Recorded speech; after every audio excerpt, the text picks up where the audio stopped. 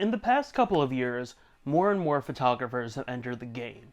And with that said, a lot of photographers have grown up knowing only digital cameras and digital photography and haven't really known things like film photography, daguerreotype, cyanotype methods, wet plate collodion, all that stuff. So when you look at why film photography has come back and had a resurgence, it's because of the fact that so many other photographers have picked up cameras due to Instagram and other reasons, and they wanted to try to experiment with other things. If you're a digital photographer and you've been trying to get into film photography, but you don't know how and where to start, then I really recommend trying black and white film, especially in 35mm. To get you started, here are three of the easiest black and white film emulsions to work with. The first film that we're going to talk about is Ilford XP2. Ilford XP2, also known as Ilford XP2 Super or Ilford XP2 Plus, I've seen on some boxes. Either way, it's XP2. This is, in some ways, I don't necessarily want to call it a consumer grade film, but when you think about what it is and what it does, it makes a lot of sense to call it a consumer grade black and white film. So, this film does not necessarily come with some sort of set ISO rating on the box. Ilford manufactures black and white disposable film cameras with Ilford XP2. Why? Well, when you look at it, there is no set ISO rating. But when you look at the stats for Ilford XP2 online, what it says is that on one roll, you can expose anywhere between ISO 50 and ISO 800, all in the same roll, and still get usable photos. That's more or less true. When I've used the film, I've been able to expose for a various latitude of images on the film and still get very usable images. I've shot at ISO 400, ISO 200, ISO 800. There's just a lot of versatility, and the reason why XP2 might be so great for digital photographers is because they're used to being able to kind of have variable ISOs. Let's be honest there. A lot of photographers actually go ahead and they shoot in ISO auto, which if you've kind of cut your teeth in photography, like the film styles and early digital, then you know that you don't really do that. You usually set your camera to 400 or ISO 100 or ISO 1600 and you just work with that. Your shutter speeds and your apertures, sometimes you add a flash, all that stuff. So with XP2, the other interesting thing about it is that it's unlike a lot of other black and white films. Ilford XP2 is not designed to be developed in the black and white process. Instead, what you're supposed to do is you're actually supposed to develop it C41. Weird, right? Well, at least if you're an experienced black and white photographer, you know that Kodak Tri-X, Kodak T-Max, Acros, Delta 400, all that stuff. You're supposed to develop it with black and white methods. But this was specifically developed to be developed C41 because that way people could take the film to like a lab or to a pharmacy or something else like that. And if they didn't necessarily know how to do it themselves, it would be really easy because most labs and most pharmacies that are still around develop them C41 and they all develop color negative. It makes sense when you think about it that way. Ilford XP2 is not the most contrasty film. It's more of like a low contrast.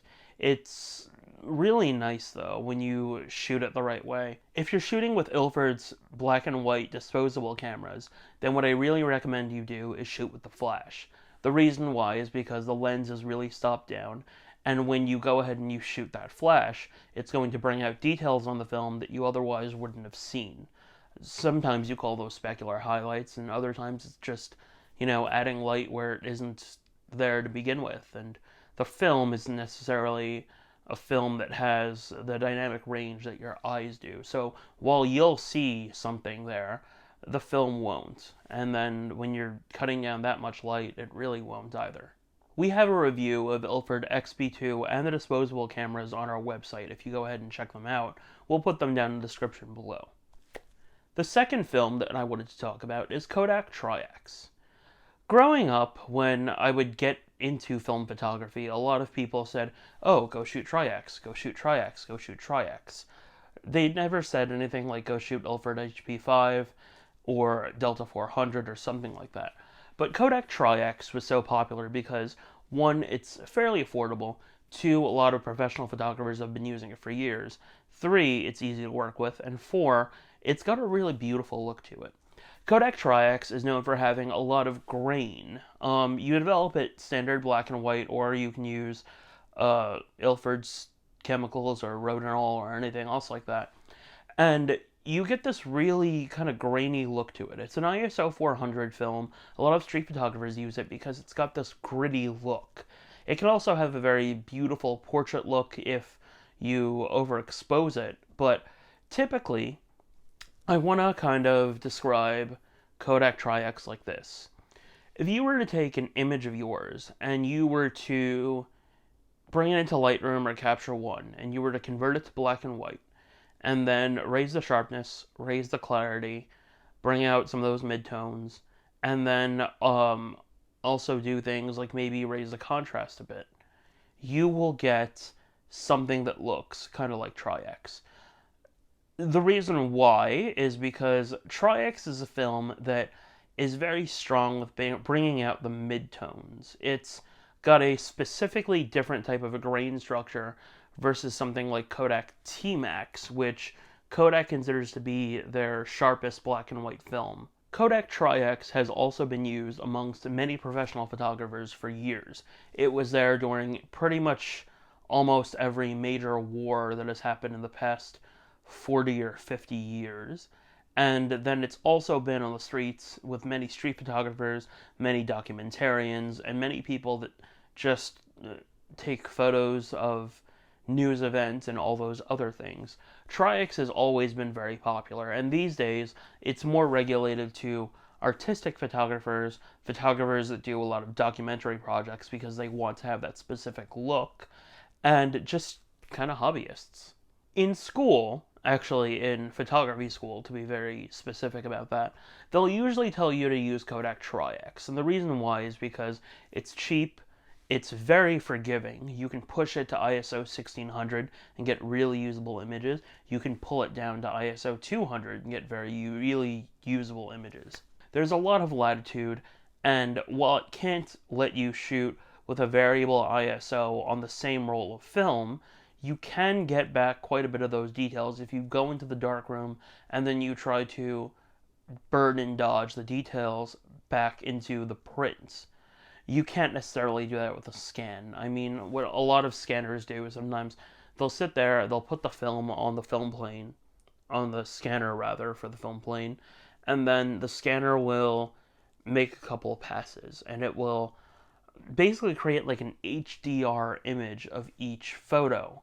And you'll be able to get some details back from the highlights and some details back from the shadows, but not necessarily everything that you can get from the film.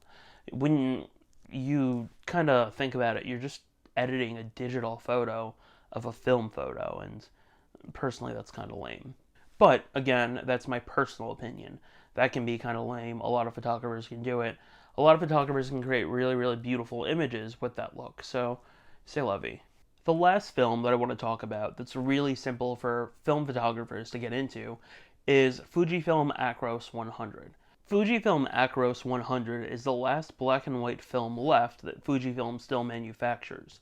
And it's a very interesting and really nice film. If you use Fujifilm X series cameras, then you probably have the Acros film simulation on your camera. And for the most part, Fujifilm does a very good job of trying to get that look back. But when you shoot Fujifilm Acros actually within like a 35mm camera or a 120 film camera, you get a much different look. So a while ago, I decided that I'd shoot Fujifilm Acros 100 with a strobe, and I would show people the images online. I think I did it on Instagram or Facebook, but a lot of people, when they saw the images, I shot it in 120 on a Fujifilm GW693, a lot of people thought the images were digital, but they didn't think they were film because they said, oh, film can't really be that sharp and it's kind of got like this lack of character that film has. But the truth is that film can actually look a lot like digital depending on how you process it or anything else. And digital can also look a lot like film in most cases. There are cases where it necessarily can't. Because if you look at something like, let's say Cinestill, for example, Cinestill 800T or Cinestill 50D, you can't really get that kind of look in digital. It's very difficult to do so. Anyway, with Fujifilm Acros 100, you're always bound to get a very, very sharp image and a really, really nice rendition to the scene overall. A lot of photographers use it, but it's not as popular as Ilford and Kodak, at least when you sit there and you look at, let's say, sales or marketing or anything else like that. There are loads and loads and loads of articles online about Kodak Tri-X and what it has done for the news world and how important it was to many photographers. But there aren't very many articles about necessarily Ilford Delta or XP2 or Fujifilm Acros 100.